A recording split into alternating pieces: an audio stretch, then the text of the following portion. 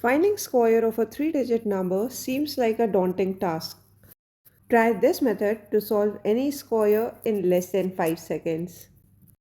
To solve a square of 109, first look for the multiple of 100 nearest to 109. In this case, it is 100 itself, and 109 is 100 plus 9. Keep plus 9. Now add both the numbers 109 plus 9, 118. Remember the base we have taken? Multiply this number by the base 100 plus 9 square 81, and the final result become 11881. Let's practice a few more examples so that you never forget this idea. 298 square. 298 is near 300, so keep 300 as the new base.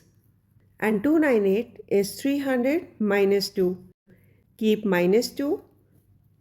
Take the sum of the two numbers.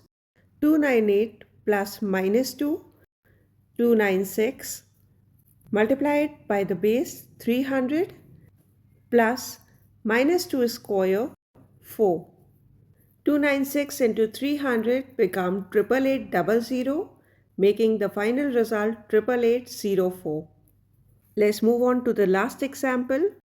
502 square. 502 is 500 plus 2, making 500 our new base, and keep plus 2.